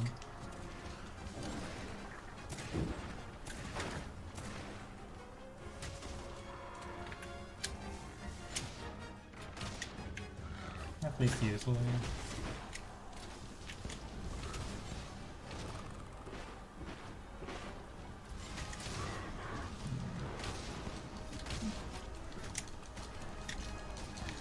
I mean, I don't min-max. I have, that's just, maybe that's just because I suck when it comes to survivability, so sometimes I balance my sets out where I can output damage, but also I can live. Yeah. But sometimes I feel like, and I don't want to get involved in a discussion on min-maxing, is I feel as though there are a lot of people who play just for the idea of, oh, output as much damage as possible. But also just depends on, people are often unique hunters, and some people aren't as mechanically skilled as others when it comes to video games, so designing sets that actually work for their playstyle. It's everyone's different. There's some, like, you have guides for this, and then sometimes you just get sets, and it's just like, what are you doing? Let me help you. But those are the people who truly don't know skills or understand them. And those are the ones who you kind of want to gently guide through actually helping people understand this mechanic. When I started playing Monster Hunter and Try, the idea of armor set was the idea of armor skill. I did not understand them at all. My sets were basically, what armor piece can I make at this time that will help maximize my defense out? And of course, my now friends found me, and they're like, who is this noob? What is she doing? But instead of like actually being mean and being like, well, your set suck, they're like, here, let me show you how to actually do this. So I'm thankful for people like that, and that's one of the reasons why I love AdoptAHunter, is because people aren't like condescending, like, well, this is wrong, you can't do this. It's more of a, hey, like, let me show you how to make things better, how to do this but make it better, and understand this in-game mechanics. And I think big part of that isn't just AdoptAHunter. I think the bigger part is just Monster Hunter community being that way. They are more helpful than many other communities out there. Oh, I know. You should see the Super Smash Bros. Community. That thing's toxic as hell. Yeah.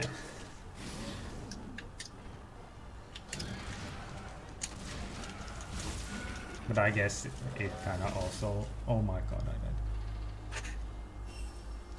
Yeah.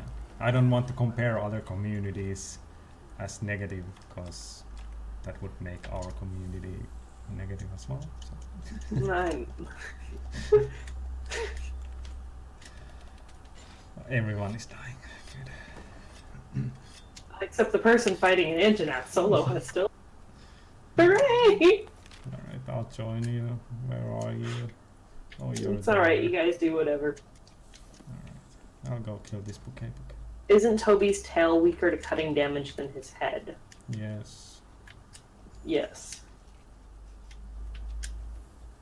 I will be honest, though, that I am often the hunter who sometimes, like, sure, it's weaker to cutting damage, but at the same time, I'm just like, I am right near this part when he comes down. I'm not competing with anyone. It's still a weak spot. Yeah. Let me go hit it, because sometimes I like maximizing my damage over wasting time to readjust my positioning. Yeah, and the thing is that if you're playing, like you yourself said, that you have your builds that are kind of not min-maxing, I think a big part of that is the fact that you play multiplayer a lot. Mm-hmm. So you're not really considering doing maximum damage, you're considering your other friends that you are hunting with. Yeah. So It's funny because you will catch me, like, the people who I hunt with are most on this server. I hunt with Revon whenever our time zones match up. But usually you can find me hunting with the admin Chippy Senpai and then the moderator Mexican. And, like, those are my boys. They kind of, like, took me in. They've actually been veterans, and they've been teaching me a lot, too, even though I consider myself a veteran, but they still teach me stuff that I didn't know about. So, as I said earlier, everyone can learn something. But yeah, like Chippy, when we were all doing the Archtemper Kirin, he actually made a bunch of sets that had wide range on them and was basically like party healing all of us for Archtemper Kirin. So but without him doing that, we probably would not have survived. So you can sacrifice skills when you're hunting in a group in order to maintain better survivability and success for the group as a whole. And I'm not doing that at all. I have maximum DPS set at the moment. So. It's funny because I forgot to like switch off my sets, and I've just been like, I'm basically hunting blind while I stream. Trying to concentrate on too many things is a little bit hard for me. I hunted loads with Chippy before in the last roulette streams, which is why I didn't participate then. I was busy with someone else, of course. Yeah. I will be honest, Chippy having those wide range sets actually saved my life on Archtemper Kirin. Yeah. And like, it's funny because I actually was streaming Archtemper Kirin, and I got raged so hard one day that I shut my stream off to rage. Because we were just doing so bad, and Chippy just DMs me and he's just like, you want some advice? I'm like, yeah, sure. So he's telling me like, okay, when you see this means this attack is coming, so avoid this. But he was giving me all this advice, but he was doing it in such a way that it's, he wasn't being like saying you suck at all. It's just a matter of, hey, you don't have much experience hunting this, because I didn't compared to him. And here, let me help you out with it so you can be better. And that, I think, is like definitely one of the reasons why I look up to Chippy as a veteran. And as somebody who kind of like embodies what AdoptAHunter really is, because he's teaching me in such a way that he's not making me feel bad about myself at all. He's really just there to be helpful.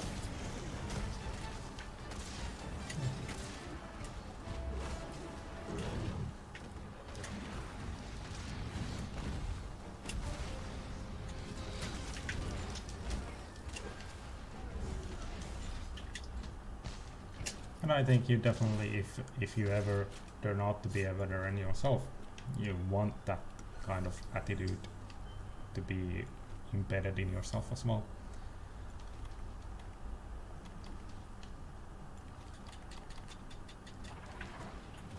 What is this Topikadachi doing?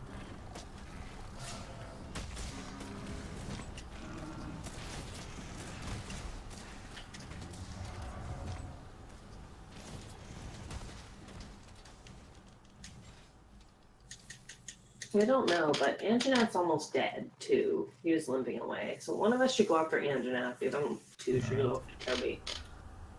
So Can you deal with Angie? I'm going after Angie, I guess, because I'm right. following the scout flies.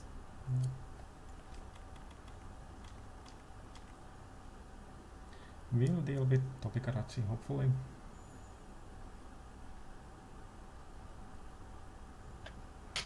Man, the insect glaver went after the sleeping monster. Okay, at least Jin's here. It's like, Jin, can you just wyvern fire? Honestly, I think I personally suffer a lot because I'm using the lance. There's really no reason for me to have wide range, for example. I mean, it would be really helpful, but at the same time, I would need to constantly sheath my weapon, and it's not the most beneficial.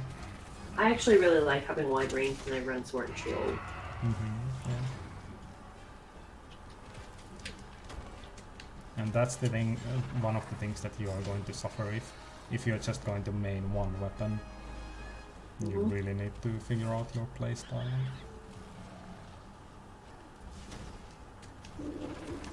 Actually, really funny because I do remember explaining in the beginning in general chat. I was joking around that whoever my novice was, they weren't going to learn anything serious from me. They were going to learn what mechanics and stuff would happen. But they were going to learn how to just have fun and do stupid things. Just kind of the player that I am. And I like to just have stupid ideas and then share them as a group. Which is why roulette wheels are a thing. It's why I want to make a Matador outfit in Generations Ultimate and just run 4 adepts and just Matador around and deviant Diablos. I'm not a very serious player, which is my playstyle. Like, I don't solo. I go online all the time just because I like being social and playing with other people. And I'm not very serious. You will very often hear me screaming, and that is okay. And that's just because I do things the way that I do because I like having.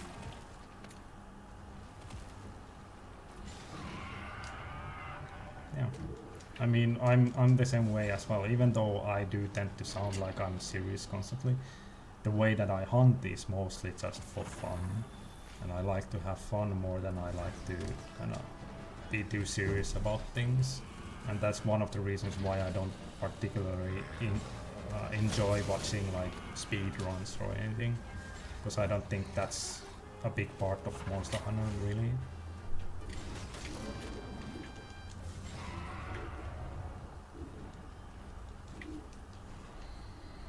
It's funny because I'm friends with a bunch of speedrunners yet. I always joke around that they're carrying me. Yeah. I mean, I do have my fair share of doing speedruns as well, but Alright, so it looks like while this hunt is concluding, I have time for one last question. So if anybody has one question that they want to get in, ask away. Yep. One more question and we are ending the stream. Do I have anything for you? I don't think so.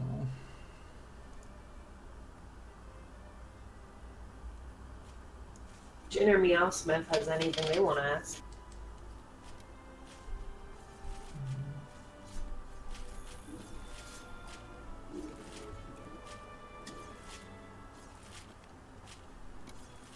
So yeah, please, chat.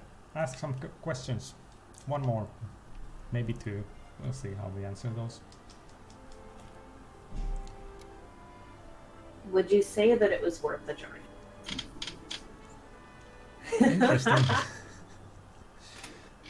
Hey, my journey was pretty tough getting to be where I am today with AdoptAHunter. Dealt with a lot of toxic communities. Dealt with a lot, but at the same time, it gave me experience to grow as a moderator. And I guess all that experience gave me something that Wolf saw in me on my application of just, all right, give this person a try.